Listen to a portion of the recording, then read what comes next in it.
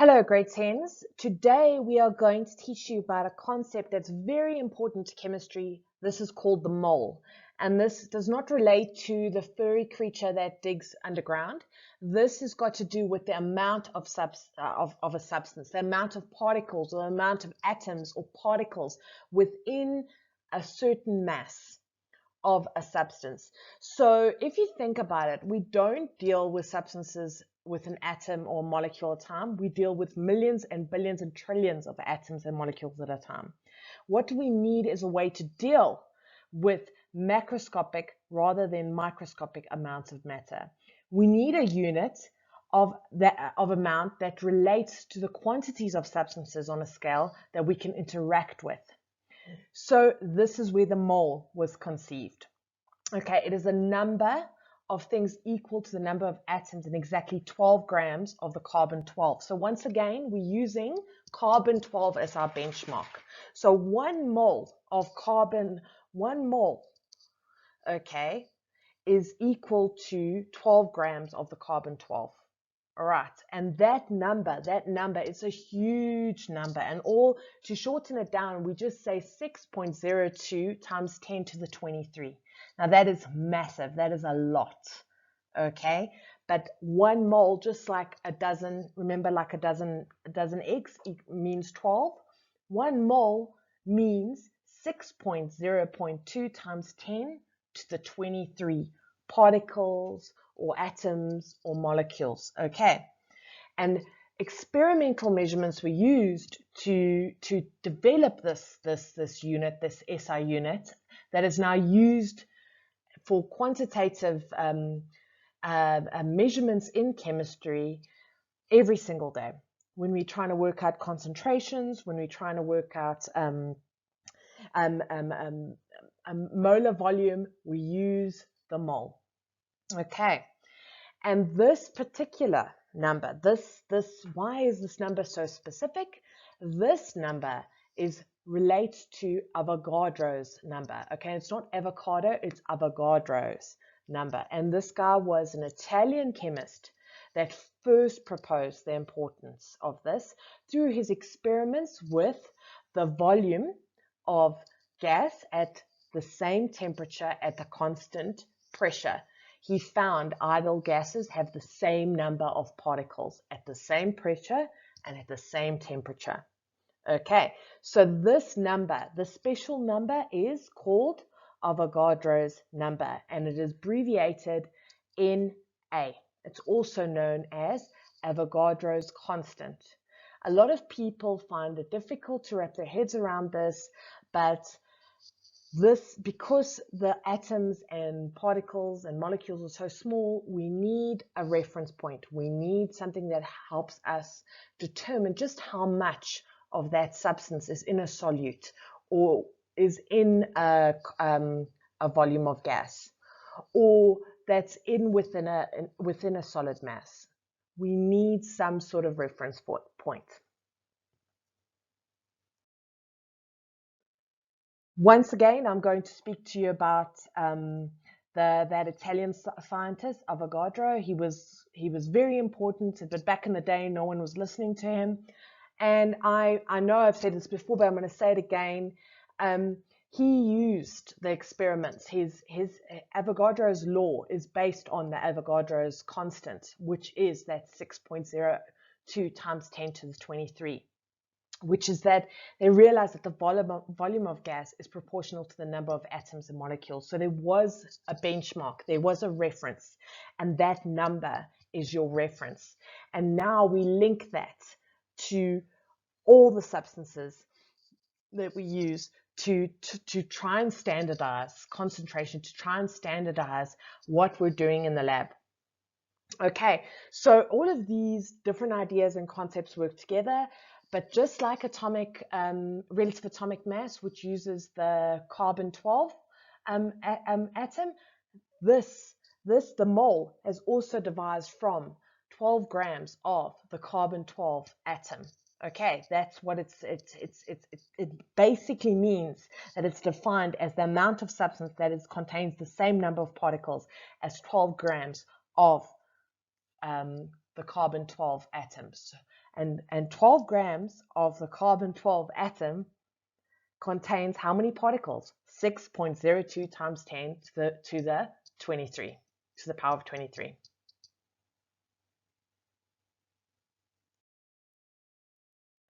This slide just shows an example of one of the calculations you will be learning later on in this actual video. And that is got to do with remember, everything is mass, even if it's in gas form. It's got to do with how you're going to work out a solid mass or a powdered substance. And in this situation, if you wanted to work out mass, you would take the moles, which is abbreviated by an M, and you would multiply it by the molecular mass. Can you see how mass and molecular mass work together?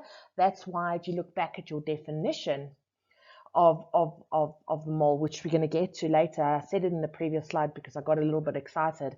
But if you look back at that definition, you will see it is the amount of substance that contains the same number of particles as 12 grams, which is our mass, of the carbon-12 atom, which is therefore your atomic mass. So the molecular mass and the actual mass, they work quite closely together with the mole. And here's just a basic triangle of what you're going to be learning a little bit more about later on, and how you can manipulate this later on for your own calculations, for the own problems that you have to work out. Okay, so I have said this before, and this is just a slide to remind you, so you can pause this part of the video and maybe write this down. Everything that we've just spoken about is not in your book, so you might want to make notes on this. But we already know by definition that a mole of carbon has a mass of 12. So for carbon, 1 mole, to get to 1 mole of carbon, I need 12 grams. I need 12 grams. To get the number of particles that I need for 1 mole, I need 12 grams of carbon. This means that exactly 12 grams of carbon has 6.02 times 10 to the 23 atoms. Okay, we can use this as a conversion factor between the number of atoms of carbon and the number of grams of carbon. How many grams are there in, say, 1.5 times 10 to the 25 atoms of carbon? So you use that other the mole number, or the mole value, as a benchmark to work out this number, this arbitrary number that we've just thrown out there. And this would be a one-step conversion, which would quickly tell us that I would need 299 grams of carbon to get to that number of atoms, if I wanted that number of atoms in my solution. And similarly, we could take that number and we could divide that by 6.02 times 10 to the 23, and we'd figure out how many moles of carbon that is. At the bottom of the slide, you will see there's your definition as per page 9 in your book. Add this in extra, and this guy over here, once again, I've said it to you before, grade 10s, bread and butter marks. Your definitions are very, very important. That carbon-12 is being used as your reference point, because we know that in 12 grams of carbon, I have 1 mole of atoms, or I have 6.02 times 10 to the 23 atoms. So at the bottom of page 9, you will see that there's a block right underneath definitions. This block you need to fill in, because these 3 formulas are going to be your lifeline when it comes to any of the preliminary calculations for stoichiometry. And I want you to write in the extra stuff, because you can see there's my handwriting. I've written in blue and in green. I've added extra little anecdotes, little extra notes that might help you later on. The first calculation is going to be if you will need to work out the mole from a solid or a powdered substance. Okay, and here you're just going to take the mass of the substance divided by the molecular mass, and remember, guys, that's grams per mole. All right. The second The second formula is for concentrations. What is a concentration? A concentration is the amount of solute in an amount of solution. Okay, how much solute do I have in that solution? That's what it means. That's what and that is mole per decimeter. Mole per decimeter. Once again, you're going to take that mole value and you are going to divide it by the volume, which is decimeter cubed.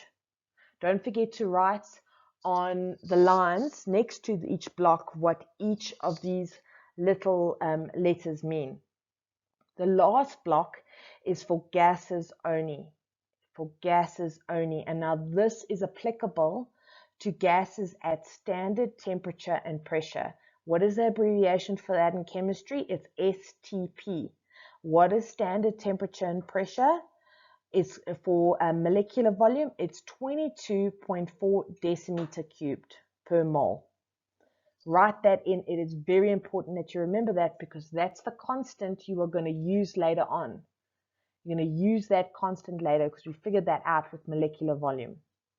So yeah, if I wanted to know how many moles I have in a gas, I'm going to take the volume of the gas, and I'm going to divide it by the molar volume. What is the molar volume? 22.4 decimeter cubed. Okay. How do I convert from centimeter to decimeter? I'm going to divide by 1,000. That has been put at the bottom of the slide. Please pay attention. I'm highlighting it right now. Write this in right now. So pause this portion of the video. Make sure that you have written in everything in each one of these boxes. So for your solid substances, for solutions, which are liquids, and for gases, which equation are you going to use, or which formula you're going to use to work out either your mass, your molecular mass, or your mole value. At the top of page 10, you will see there's another box there. Now, you've filled in the formulas for your solids, your liquids, and your gases when you're working out how many moles you need or how many moles you have. Now, to calculate how many particles you have, you need to use these two strategies. So the first one, for molecules, you're going to take the moles and you're going to multiply the moles by Avogadro's number, which is what, guys? 6.02 times 10 to the 23. That's what you're going to do if you need to work out your molecules. If you want to work out your atoms, now you want to work out the atoms, you need to take your mole, you're going to multiply that by your Avogadro's number, 6.02 times 10 to the 23, and then you're going to times that again by the number of atoms in the molecule. Okay, be very careful that you know the difference. You read your questions very, very, very carefully, because I know what you guys are like. You rush through the questions and then you forget what we initially asked you. You need to check your wording very, very carefully. Are we asking you for the number of atoms, or are we asking you for the number of molecules? Because each one requires a different strategy.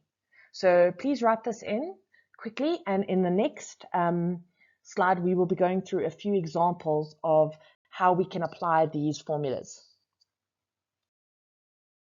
Okay, page 10. We're going to look at a few examples, and I'm going to show you exactly how you are going to approach these problems or approach these questions. The first question says, calculate the number of moles in 5 grams of hydrochloric acid. 5 grams of hydrochloric acid. So in this situation, you can use, even though hydrochloric acid is a liquid, it hasn't asked you for concentration. It wants the number of moles. So I want you to use your basic default formula, which is N equals M divided by MR. That is the formula. But before you even write the formula down, the first thing you're going to do is you're going to write down the formula of your compound, which is hydrochloric acid, which is going to be HCl. The second thing you're going to do before you even add your mole formula is you are going to work out your molecular mass. So first thing, write out your formula. Second thing, work out your molecular mass. Now you're ready to answer the question. So you put in your default formula, N equals M over MR. You put in your substitution, which is going to be 5 grams divided by 36.5, because that's my molecular mass. And therefore, in 5 grams, I have got 0.14 mole. So that was the first one. Let's look at the second example. We have, what is the mass of 0.75 moles of ammonia gas? Ammonia gas. So here, once again, what they've done is they have used the default formula, okay? Because all you are doing is you are working backwards to get to mass. It's not like you have to apply molar volume or volume in the strictest sense of the word. So here I want you to write out your formula, work out your molecular mass, and you are going to manipulate the formula. Therefore, I'm going to take my moles times by my molecular mass, and you should have 12.75 grams as your final answer. The third question, which I really, really love, and Miss Orch wrote these questions, and this question is typical of what we could ask you in the exam, because the wording is so important. Here it says, how many atoms are there in a total of 36 grams of water? So what is water? H2O. You write your formula out. Then you're going to write out your molecular mass. So here I want you, because for the atoms formula, you have to have your moles, right? So we have to work out moles first. So you're going to say N is equal to M divided by MR. So that's 36 divided by 18. You're going to get 2 moles. That's your first part. The first part of the calculation is 2 moles. The second part of the calculation is you're going to say atoms is equal to moles times by Avogadro's number times by the number of atoms in the molecule. How many atoms are in this molecule, grade 10s? 3 atoms. Why? Because in one molecule of water, I've got 2 hydrogen atoms and 1 oxygen atom. So I'm going to say 2 times by 6.02 times 10 to the 23 times by 3. Okay, and then you're going to get a nice big number in scientific notation.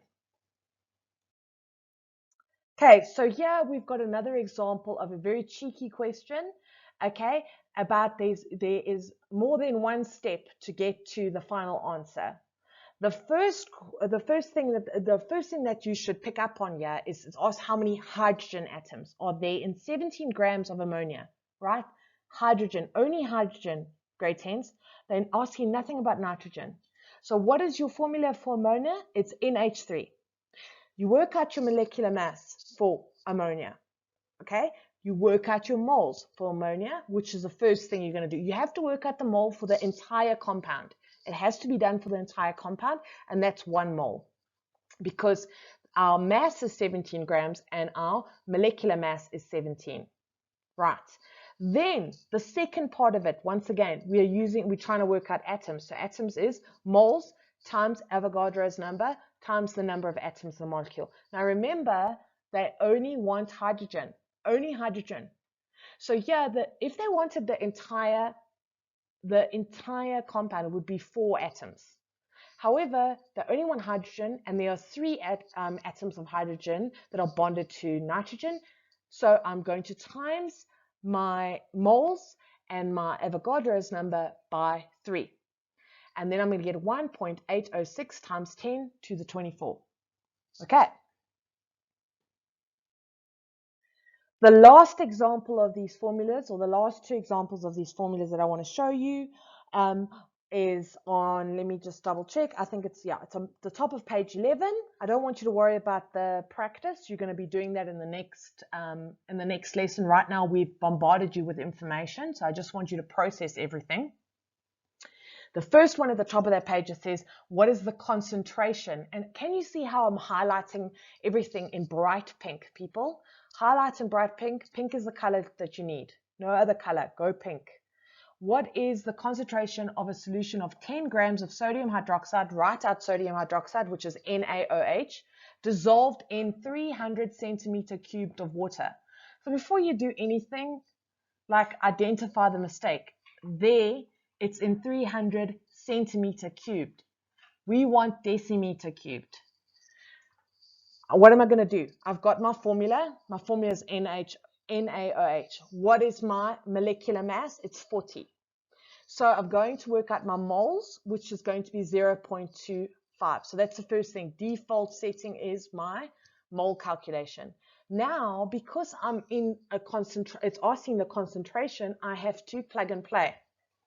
So you can convert to decimeter in the actual calculation. So in your substitution, you can put the conversion in there. It's fine. You don't have to write it out separately. You could do that quickly now. And then all I'm doing is I'm taking that mole, I am dividing it by the volume, and I should get 0.83 moles per decimeter cubed, or -3. Okay. What volume of fluorine gas, this is the last one, grade 10s, last one.